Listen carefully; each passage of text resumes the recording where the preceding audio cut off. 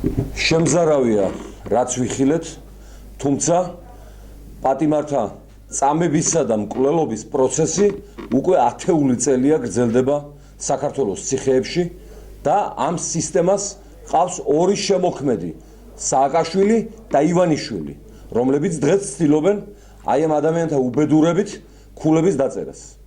მინდა მოგახსენოთ, რომ ლეიბორისტული პარტიის სარჩელით ჰააგის ტრიბუნალმა უკვე დაიწყო გამოძიება მათ შორის საქართველოს ციხეებში პატიმართა წამების ფაქტებზეც და ეს დოკუმენტი თქვენ ახლა დაგირიგდათ.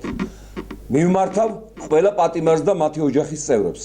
ხელისუფლების შეცვლისა და ჩვენი ძალაუფლებაში მოსვლის შემდეგ გადაისინჯება და გაუქმდება ყველა უკანონო განაჩენი, დაისჯება ყველა უკანონობის ავტორი, მოსამართლეan დაწყებული, პროკურორით გაგრძელებული, ზედამხედველით დამთავრებული. გაოცებას იწვევს ის ფაქტი, რომ აი ამ საზარელი ფაქტების შესახებ ვიდეო კადრები ივანიშვილმა შეინახა რამდენიმე თვე. მისცა საშუალება ბოროტმოქმედებს გაეგრძელებინათ პატიმართა წამება და გამოაქვეყნა მხოლოდ იმ დღეს, როდესაც მან სასტიკად წააგო დებატები ჩემთან ტელევიზიის პირველ არხზე.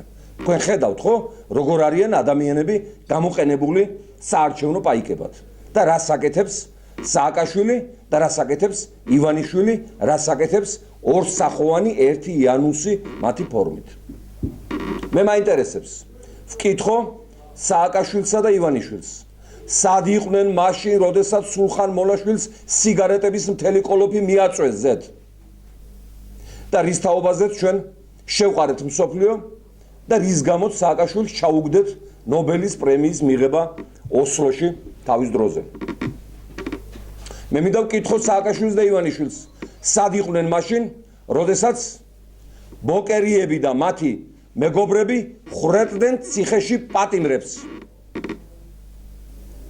რა დროსაც ჩვენ მთელი პარტია იქ ვიდექით, სპეცრაზსა და ხალხს შორის. არჩევნების წინ გაახსენდათ, ხო?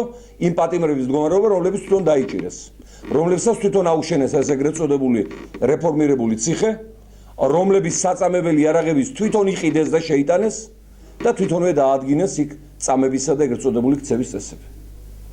მარაზმი ხალხო და კიდევ მარაზმი. ჩვენ ერთად უნდა მოვიცილოთ სააკაშვილი, ივანიშვილი, მთელი ეს პინგვინიადა და მერე დაწნარდება ქვეყანაც, ციხეებიც, პატიმრებიც და არა პატიმრებიც. მადლობთ.